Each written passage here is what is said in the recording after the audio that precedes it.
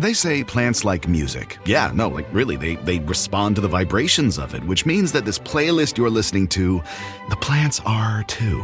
You know what else plants like? Organic soil from Miracle Grow. It's made with all the best stuff like wood fiber and compost. Plus, it's OMRI certified organic, which officially means it's made with superior ingredients. And when you give your plants the stuff that makes them happy, they won't judge you on your iffy playlist. Hear that, plants? So go ahead and give them Miracle Grow.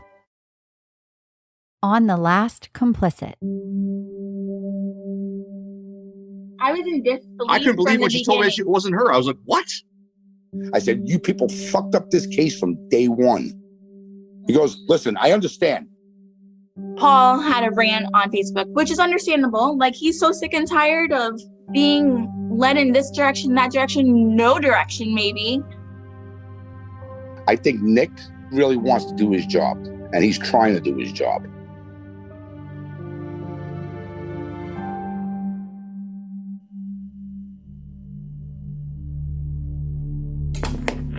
It's been more than a year and a half since Lauren Dumolo vanished from Cape Coral, but her family is holding on to hope they will still find a sign of her.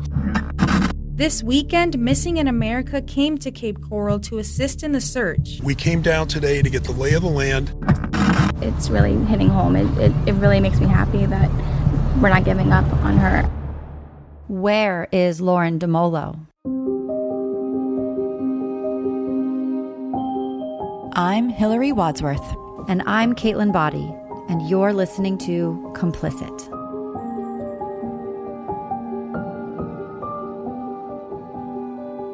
Chapter 25, 2 Years Gone.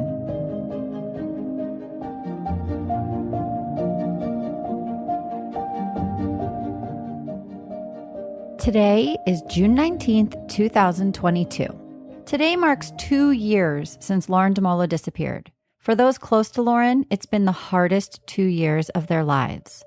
And for her father, Paul, today is especially tough because today's also Father's Day.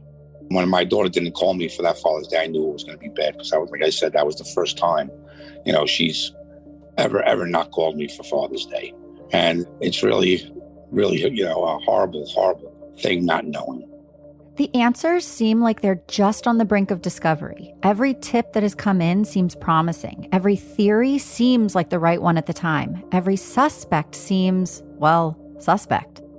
It's true that Lauren may not have run in the best circles. She may have put trust in the wrong people. She may have been going through one of the most difficult times in her life. But it's also true that Lauren was resilient. She was looking forward to getting her daughter back. She was actively searching for new jobs, and she was in constant communication with her family. Above all, she is loved by her friends and family who will absolutely stop at nothing to find her.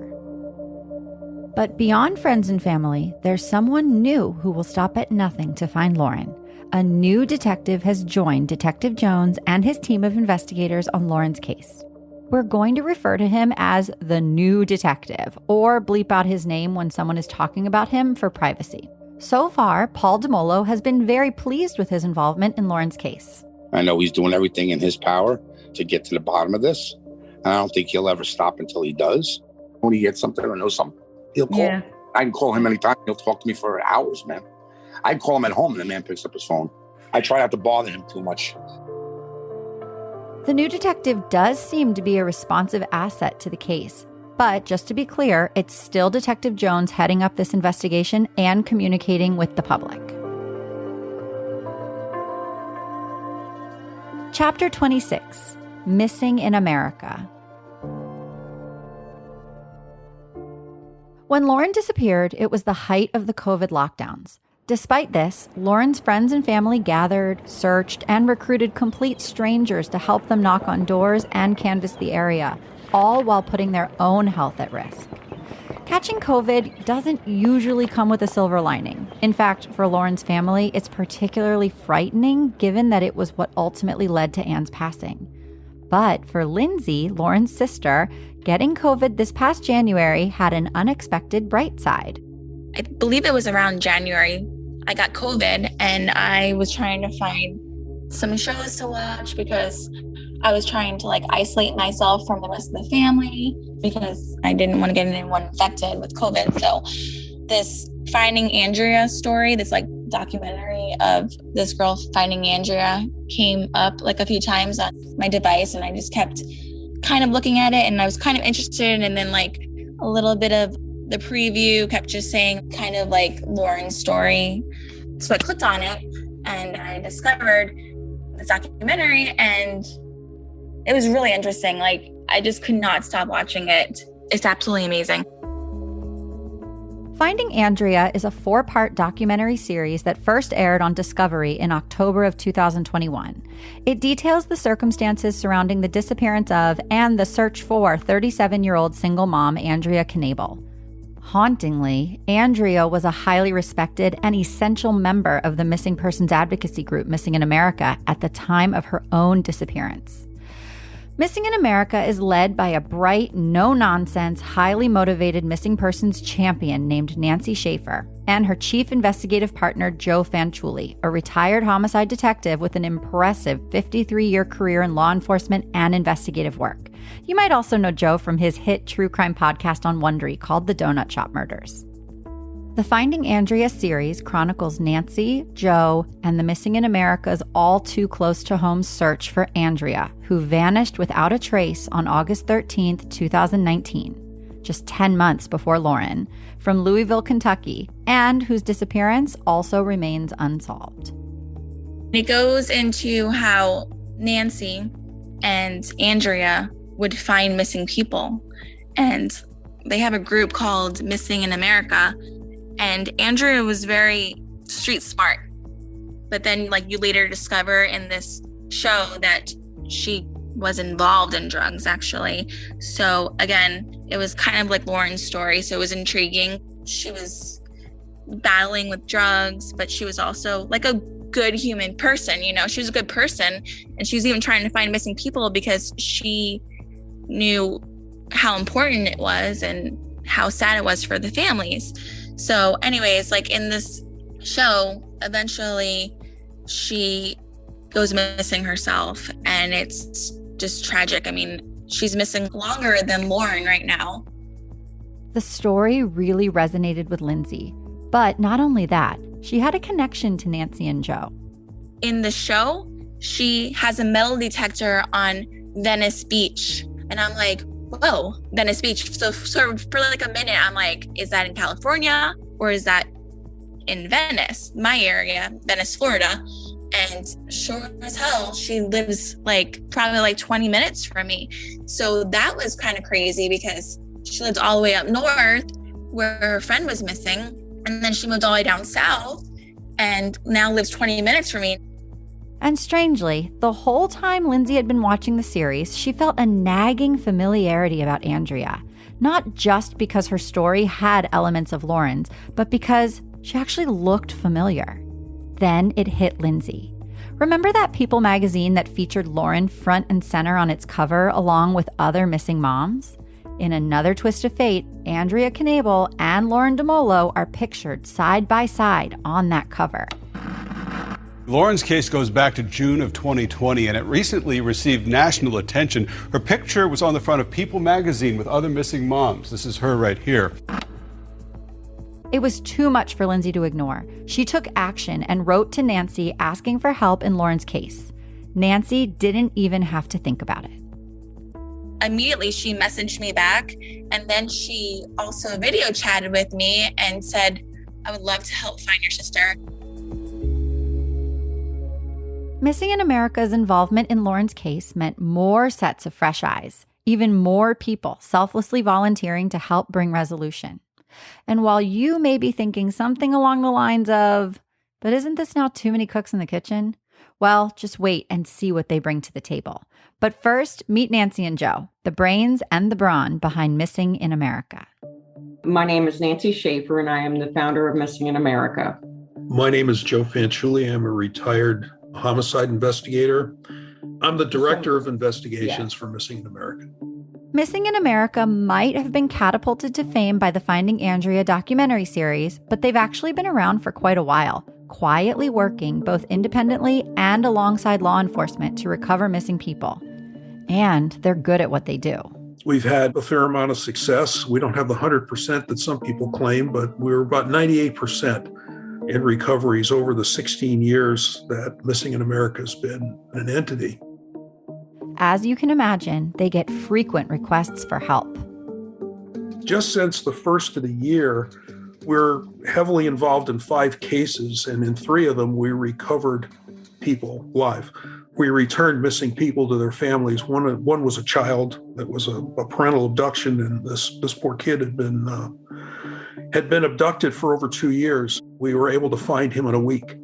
The other 2, one was a woman that wasn't too different than Andrea and Lauren. She had some of the same kinds of issues, and she disappeared, and we luckily were able to find her up in Jacksonville and got her back to her family, and she's sort of changing her life at this point. We have 2 more now that we're heavily involved in trying to find, in addition to still working Andrea's case. So there's plenty out there to do. Though their caseload is heavy, Lauren's case in particular stood out to them. It was mainly because what are the odds of the case being so similar? Them ending up next to each other. And when Lindsay reached out to me and I said to Joe, I said, we're over our heads right now. I said, but we have to do this for Andrea. We have to find this girl because Andrea would have been all over this case. They got to work immediately. After Lindsay had fully recovered from COVID, she made arrangements with Nancy, Joe, and their tactical team to show them around Cape Coral and all the areas of interest in Lauren's case. The first time we went down to Cape Coral was the first week of February, but we have been working behind the scenes, doing a lot of investigation of backgrounds and putting people together, putting locations together, working probably more closely with Lindsay than anything else, to bouncing ideas off back and forth. When they got to Cape Coral, they started in Four Freedoms Park, bringing their metal detector and underwater drone. Lindsay was struck by how thorough Nancy and Joe were. Joe was saying with the way the current is and just the way the water works down there, you never know what you can find in the water. Just like we should always be checking it. They didn't find anything of interest on this occasion, but they were on the lookout for anything related to Lauren. Her cell phone, for example, the one that she lost when she jumped into the water on June 1st, just prior to her first Baker Act, has yet to be recovered and is assumed to be at the bottom of the Bimini Boat Basin, right there in Four Freedoms Park. Back on land, as seasoned investigators, Joe and Nancy wanted to observe the park, let it speak to them, since it factors so heavily into Lauren's story. Just observing that park the day that I was there, that place is really, really busy. And it's busy all the time with people coming in from boats, people coming in from the street. We were watching everything around certain times of the day, and that's why we went early in the morning. What it told them was that things didn't add up. The whole thing with the purse and the shirt are very odd. The scene was salted with both of those things. Yeah. You can't tell me that purse was sitting in the sand at that park for almost an entire day before somebody found it. Yeah. Somebody plopped that down at the right time, just like they did the shirt. And they, too, noticed the cameras, and it struck them as odd that Detective Jones wouldn't let Paul see the surveillance tape. According to Paul, he's not the only one who hasn't seen the tape. The new detective also has yet to view it, not because he doesn't want to, but because it appears as though no one saved it, and now it's gone. After leaving the park, Nancy, Joe, and Lindsay continued on to Lauren's apartment. After we finished at the park that day, I wanted to get a feel for where Lauren lived. So we went over to the apartment house, and we pulled around the back of the apartment house, and we saw which apartment was hers and this and that. And next to the apartment house is a vacant lot. Which was a wooded area. Back in 2020, when Lauren disappeared, the area just next to her apartment was overgrown and dense. Now it has been leveled and cleared out, making it easier to explore. I've always been very suspicious about that area over there. I mean, it's right next to Lauren's old apartment. I mean, I've had so many theories in my mind, just like maybe Lauren's not buried there or anything, but maybe there's something specific about that area. I just want some kind of clue. Lindsay, Joe, Nancy, and their team looked around in that lot, and they uncovered something that had been overlooked in the initial search. We find a piece of carpet half buried in the ground that looks like carpet that would have come out of a van. Yeah. It's got cutouts, like where the seats would be, that sort of thing. We pulled the carpet back, and underneath the carpet is a shower curtain and a couple of latex gloves. Mm-hmm. And I went, well, stop. Back off. Yeah, that's what we did. Lindsay, in her fervor for finding a clue, had started to lift up the carpeting that was mostly buried in the dirt. I have gloves on, so I'm not like getting any of my fingerprints on anything. But Nancy's like, immediately, you need to call the police. We need to have someone down here to take all these items. Like, that's it. Someone needs to come look at this. Joe didn't hesitate. He called 911 immediately and filled them in on what they found. I'm familiar with the sheriff in Lee County, and I've had some dealings with those people. It's a top-notch agency. Within 3 minutes, a patrol car was there. And the patrol officer and I started to talk. This guy had just heard the podcast. Yeah. He's a fan of Joe, so he was shocked. He knew who I was, instantly knew who I was. Joe is referring to the Donut Shop Murders podcast on Wondery. Joe has always been revered within his own jurisdictions for his ability to solve some pretty major crimes. His unique approach is to see the bigger picture and narrative, no doubt attributed to being an English literature major in college. But since the debut of his podcast on January 4th, 2022, police officers across the world now knew of his credentials and reputation. Wow. So he calls his sergeant. His sergeant comes over. Within 5 minutes after that, Detective shows up. Mm-hmm. Major case. We've bleeped out the new detective's name here. He was kind of embarrassed. He was because when he came out there after the patrol officer and the sergeant came out, I mean, it was fortuitous because this guy also knew who I was. And I lifted that carpet up and he saw that glove and that shower curtain, and I could see the look in his face. Yeah. Like, fuck. He did indicate to me that they had actually searched that property once before when it was wooded, and apparently saw that rug there, but nobody bothered to lift it up and look underneath it.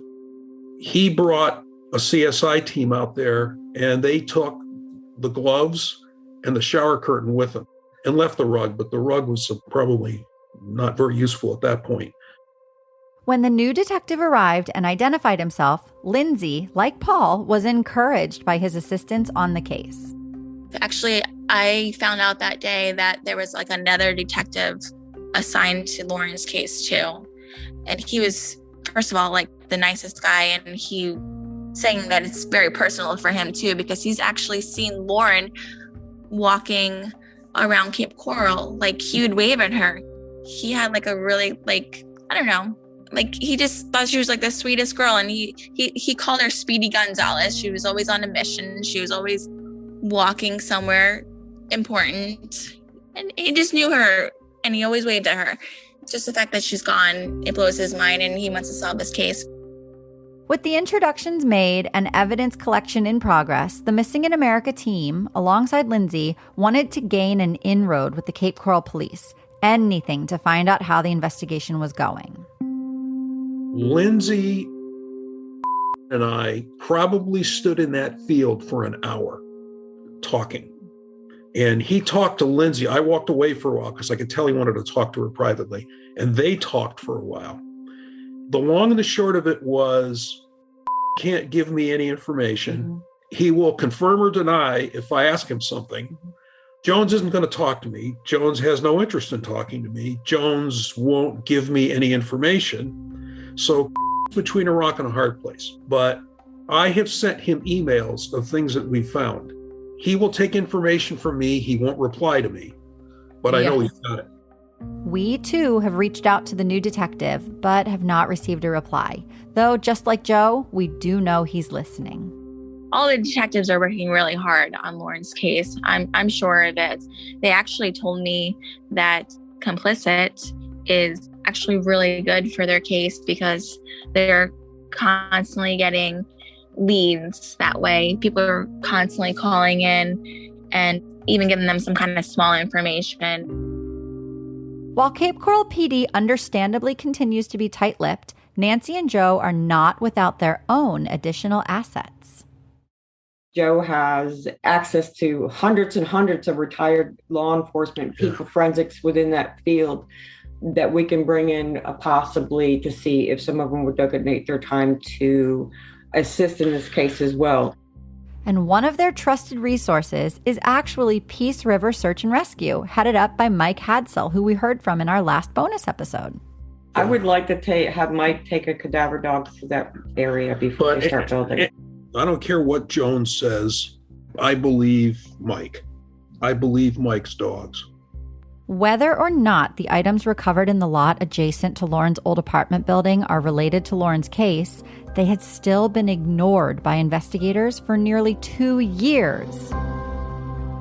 It makes you wonder, what else has yet to be uncovered? We'll circle back if these items taken in for testing are relevant.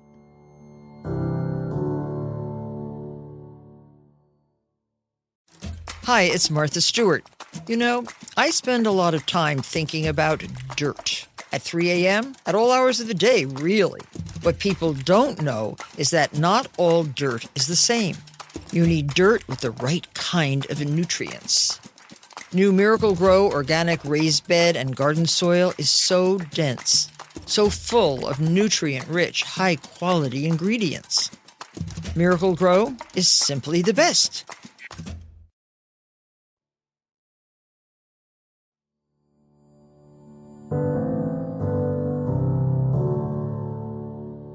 Chapter 27, Out of the Blue. With potential evidence found the very first day, Joe, Nancy, and their tactical team were encouraged. Now they had more work to do. We have a process that we use for determining areas to search. We look at a number of things. We do some graphing and some research and throw it all into Google Earth and come up with areas where, in a case like this, which is not that different than Andrea's case, we're going to look at where sex offenders live. We're going to look at places where bodies have previously been dumped, those kinds of things. And we'll identify areas that we think we want to search. And we did that. It just so happened that the timing of their visit to Cape Coral was excellent because the community searches for Lauren had resumed. Volunteers met up at various places like the neighborhood Winn-Dixie parking lot or For Freedoms Park on Sunday mornings, and then dispersed to search different areas or to paper the town with Lauren's missing posters. Though the Missing in America team had done a lot of work to determine where they wanted to look, they also wanted to know what the locals were thinking, so they joined in on the search party. It didn't take long for them to pick up on some red flags. So on that Sunday morning, the day after we were there at the park, when all of this happened, they were getting ready to go search, and they're saying, well, we're going to go here and we're going to go there. Victor made one of his passes like he always does, you know, where he's in the background and whatever, walking the dogs. Those dogs get walked more than any dogs I've ever heard of in my life. He's always in the park walking the dogs. When this woman was saying, we're going to go search here and there and everywhere. And she directed a place, I believe, in North Fort Myers, an area in Fort Myers. Victor was hanging around in the background, and after this woman went through where they were going to go search that Sunday, Victor pops up and says, you're looking in the wrong place. Yep. What? Victor simply made this comment, and even when probed for more information, did not offer an alternative location to search. He was then asked to leave, according to a Missing in America tactical team member who was at that gathering. Before they headed to Fort Myers for their search, the same tactical team member volunteered an additional area of interest, an area north of Cape Coral that they had identified using the research methods Joe just explained.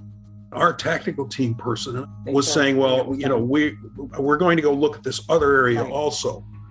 not that awful far from all of this, but it's a wide open area.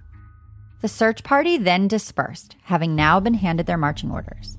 The group organizers held firm to their original search areas, and the tactical team member joined them while Nancy and Joe stayed behind at Four Freedoms Park.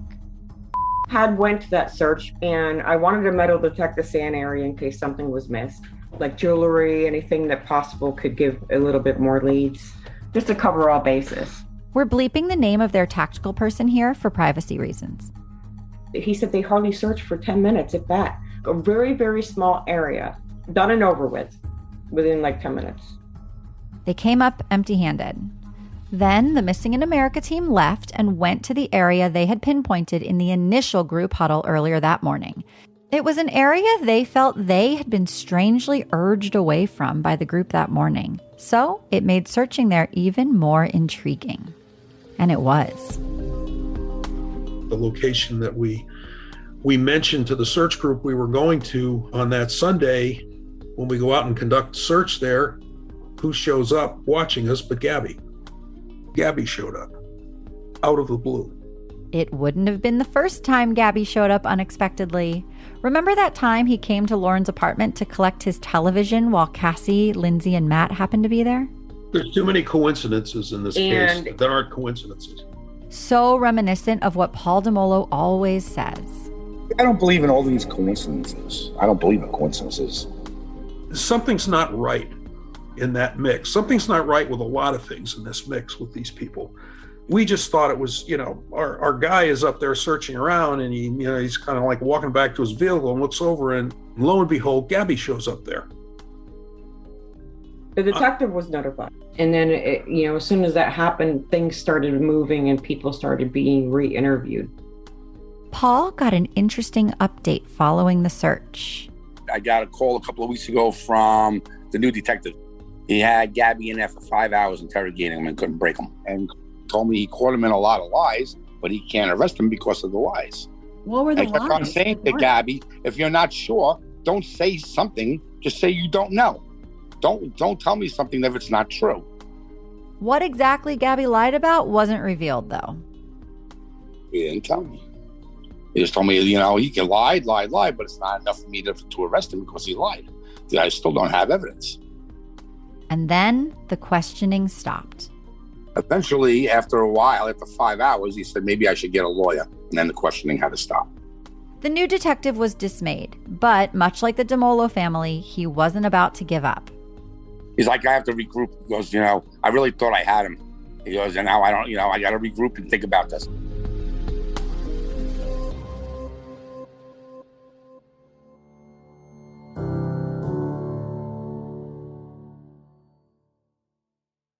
They say plants like music. Yeah, no, really, they respond to the vibrations of it, which means that this playlist you're listening to, the plants are too. You know what else plants like? Organic soil from Miracle-Gro. It's made with all the best stuff like wood fiber and compost. Plus, it's OMRI certified organic, which officially means it's made with superior ingredients. And when you give your plants the stuff that makes them happy, they won't judge you on your iffy playlist. Hear that, plants? So go ahead and give them Miracle-Gro.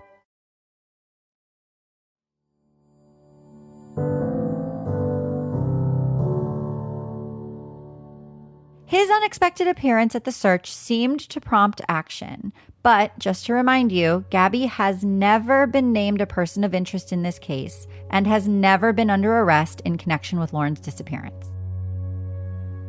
We haven't been able to speak with Gabby yet, so we have not been able to hear his side of anything, let alone the police interrogations. But we were able to speak with a close friend of his, who also happens to be close with many people in our story. My name is Brian, and I'm friends with both Gabby and Lauren. I work with Victor. I work with Gabby. I used to work with Lauren's brother. To give Brian a bit more context, remember when Lauren initially went missing and Gabby told Paul that he was not going to go out searching for Lauren, but instead would be staying at his friend's house? Brian is this friend, and though Gabby hasn't been talking to us or anyone in Lauren's family about his experience in the police investigation, he has confided a little bit in Brian. He was telling me as everything occurred in real time, kind of. I'm basically, like his best friend. I was living with him and I had, lived with him for a while. He's spoken with everything he needed to say to the police and stuff, but, I guess we both didn't realize that they don't really disclose that information to the public. Brian is now aware of the scrutiny. I get that, you would want to go after anybody, especially the cliche of a boyfriend. As of the police investigation, as far as that goes, I spoke with them then. He spoke with them. He went down, I don't know if it was once or twice or whatnot, but he went down and did lie detector tests. He's, told them everything he knows. And as far as cooperating, he's done everything he can. We asked why he thought Gabby hadn't joined in on the searches for Lauren.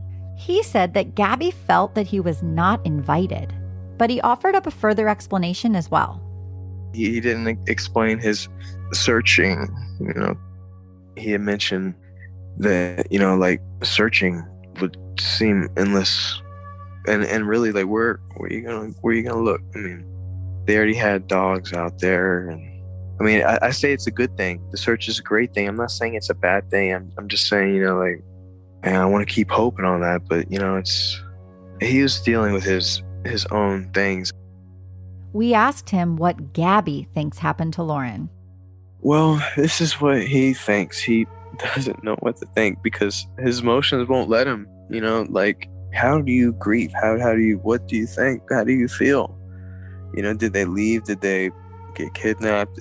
Did they go and something happened and they got overdosed and they got buried in someone's backyard in Fort Myers? A backyard in Fort Myers seemed strangely specific. And incidentally, was also where Missing in America had targeted their search, though Brian explained why he mentioned that location. One time she was gone for 2 days and she was in Fort Myers. He continued to relay how hard this has been for Gabby. Not knowing is very hard. It's harder than dealing with what actually happened. Because you don't know if she left him, he doesn't know if, he doesn't think so, he doesn't think, but still not knowing is a torture too. It's hard for people that never had someone just vanish or that don't know what that's like. They don't know that they've never been through it, so they don't know. How do you grieve? And everyone grieves differently, but it's just really hard. And he told us it's also been difficult for him. It might not affect me as much as it affects everyone. It still affects me. What really affects me? What really affected me was seeing him. I've never seen him cry before. And I cried with him every night for a while until he stopped. Gabby, if you're listening, we'd still really like to talk to you directly. Please reach out when you're ready. In the meantime, Nancy, Joe, and their team continue to conduct their own investigation to narrow down the timeline. Until you can clarify and figure out for sure what happened the last place they were known to be, it makes no sense to go out looking 100 miles away. Yep. It makes no sense to try to run down leads hither and yon until you can figure out in your own mind what happened the last place they were. You start there and you move out. You don't start on the outside and move in. You follow? They also want to be efficient in their searches. We're in the process of figuring out where we're going to search, who we're going to search it with, and it will not be made public whatsoever. This area is difficult to find remains in. You're probably familiar with what went on trying to find Brian Laundrie. Where he was found is probably a 10-minute drive from our house. Yep. And we actually were down there and saw there was 10 feet of water and said, forget this. Yeah.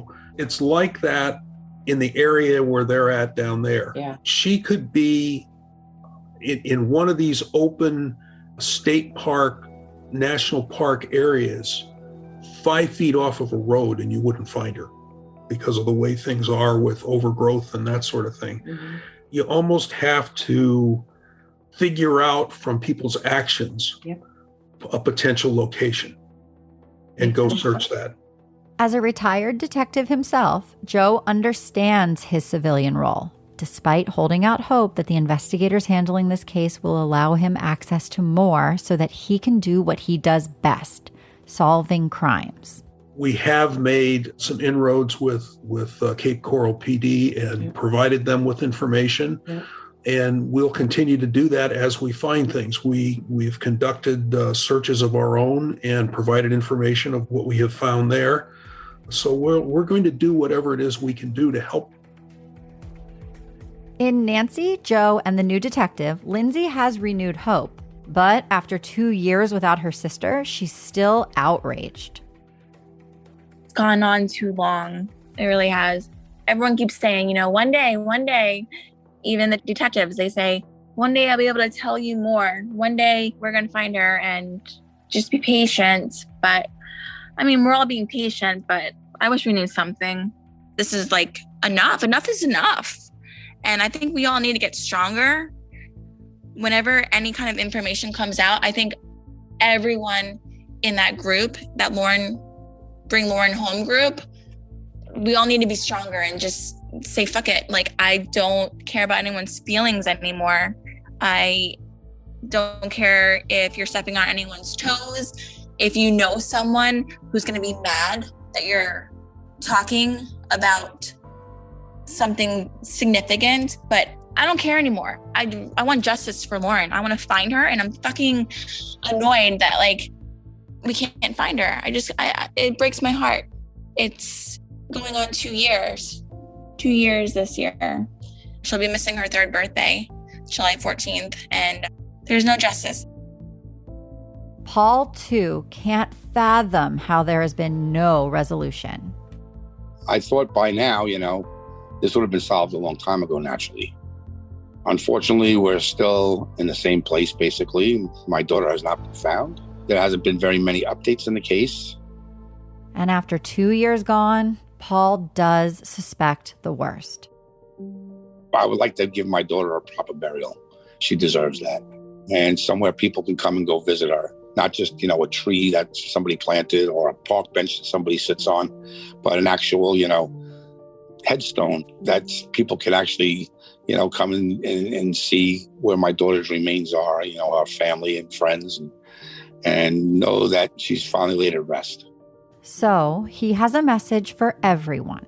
So I'm begging anybody that knows anything to please come forward, to put yourself in our shoes, if you have a daughter or a sister or, a loved one, a cousin, anything, a granddaughter, and something, please come forward, because not knowing is worse than actually knowing, even if it's just an anonymous tip.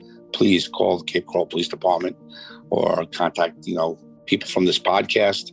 And if you feel more comfortable doing it like that, and I'll let them give in a tip, and so we can get to the bottom of all this. It's something that's with you 24 hours a day, 7 days a week, from the time you wake up until the time you go to sleep. And then whatever comes into your dreams, it's never ending. And it's heartbreaking.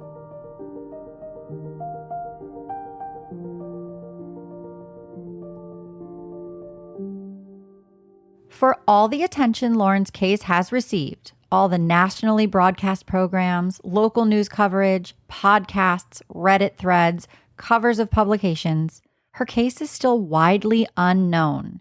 It seems like today, to get a case in the hearts and minds of the masses, it needs to both intrigue and infuriate people. That's how things go viral. And that's the mission we leave you with today. Share Lauren's story. Help keep pressure on investigators to solve this case. Help bring Lauren home. As always, we will continue to bring you updates as we receive them. Be sure to subscribe so that you don't miss any future episodes.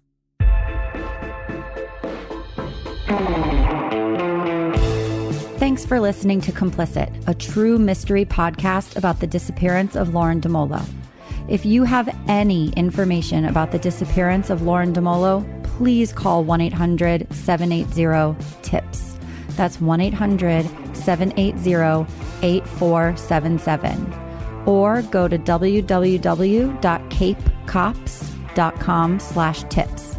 or you can text a tip to CRIMES. That's 274637. Tips can be left anonymously, and there is a reward currently being offered for information leading to an arrest. Be sure to subscribe for future episodes and continued developments in Lauren's case. For additional information you won't hear and can't see on the podcast, visit our website at complicit-podcast.com. Also, be sure to follow us on social media, on Facebook at Complicit Podcast, on Twitter at complicit_pod, and on Instagram at complicit_podcast. Complicit is a production of Seventh Guest Productions and produced by Resonate Recordings.